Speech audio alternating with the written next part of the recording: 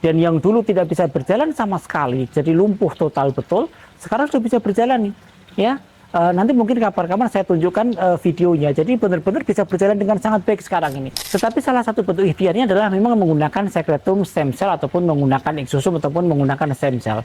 Karena memang dengan obat-obatan konvensional memang saya kira progresnya tidak begitu bagus ya, maka perlu ajuvan, adanya terapi tambahan. Karena pengalaman saya ada pasien yang respon pada minggu pertama, ada yang respon pada minggu ketiga, ada yang respon pada minggu keempat, atau bahkan setelah 6 kali pun juga belum respon, tapi setelah beberapa bulan menjadi respon gitu.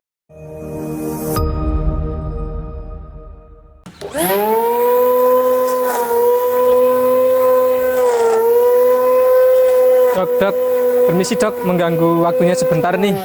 Ini ada pasien tanya, ini orangnya itu kena multiple sclerosis, terus udah terapi stem cell skeletum 4 kali, tapi kok keluhannya belum berkurang ya? Kenapa ini dok? Ya, seperti yang saya sampaikan pada beberapa video saya bahwa terapi secretum stem cell ataupun exosome ataupun pakai sel langsung itu memang sangat individual sekali untuk responnya, dan masing-masing orang berbeda-beda gitu ya. Apalagi untuk pasien multiple sclerosis, ini merupakan satu kasus yang saya kira cukup berat dan prognosisnya kurang begitu baik gitu ya. Maka kalau sudah 4 kali dilakukan dengan dosis inisial dosis pendahuluan, maka saya kira perlu tetap diteruskan sampai dengan 6 kali. Karena pengalaman saya ada pasien yang respon pada minggu pertama, ada yang respon pada minggu ketiga, ada yang respon pada minggu keempat, atau bahkan setelah 6 kali pun juga belum respon, tapi setelah beberapa bulan menjadi respon gitu. Maka saran saya tetap teruskan dulu sampai dengan minggu ke-6, kemudian kita evaluasi ulang dan kemudian teruskan dengan maintenance dose, dengan dosis-dosis untuk pemeliharaan gitu ya. Saya punya beberapa kasus nih untuk multiple sclerosis ini. Memang ada satu kasus yang cukup baik hasilnya. Jadi setelah terapi sampai dengan 6 kali, seminggu sekali, itu responnya baru kelihatan gitu. Dan yang dulu tidak bisa berjalan sama sekali, jadi lumpuh total betul, sekarang sudah bisa berjalan nih, ya. Nanti mungkin kapan-kapan saya tunjukkan videonya. Jadi benar-benar bisa berjalan dengan sangat baik sekarang ini. Dia wanita, usia masih muda sekitar 24 tahun ya, seorang pekerja ya, yang dia kemudian mengalami kelumpuhan total tiba-tiba, dua-duanya kaki gitu.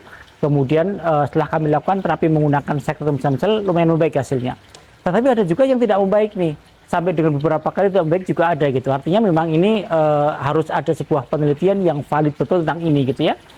Kebetulan penelitian kami lebih fokus kepada SLE, RA, dan Sjogren, dan ini hasilnya sudah sangat baik, bahkan sudah publikasi juga di jurnal internasional Q1. Nanti mungkin teman-teman kalau memang penasaran silahkan nanti silahkan dilihat di jurnal kami, ya sudah publikasi ya.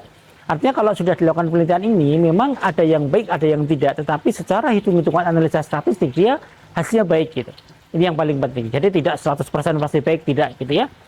Tetapi salah satu bentuk ikhtiarnya adalah memang menggunakan secretum stem cell ataupun menggunakan exosome ataupun menggunakan stem cell. Karena memang dengan obat-obatan konvensional memang saya kira progresnya tidak begitu bagus ya, maka perlu ajuvan, adanya terapi tambahan. Jadi sekali lagi bahwa stem cell ataupun produk metaboliknya bukan sebagai terapi tunggal gitu ya, tetapi sebagai terapi pendamping, terapi tambahan, ajuvan treatment gitu, dengan terapi konvensional yang sudah ada. Dan memang hasilnya ada yang baik, ada yang tidak, tapi memang ada beberapa yang saya sangat menakjubkan sekali gitu ya, seperti pasien yang tadi saya ceritakan gitu. Jadi jangan putus asa, tetap lakukan treatment sambil terus berkoordinasikan dengan dokter ahli stem cell-nya dan dokter saraf misalnya ya, atau dokter ahli autoimun gitu ya, untuk terus memodifikasi obat-obatan konvensionalnya sekaligus diberikan treatment menggunakan terapi stem cell ataupun produk metaboliknya.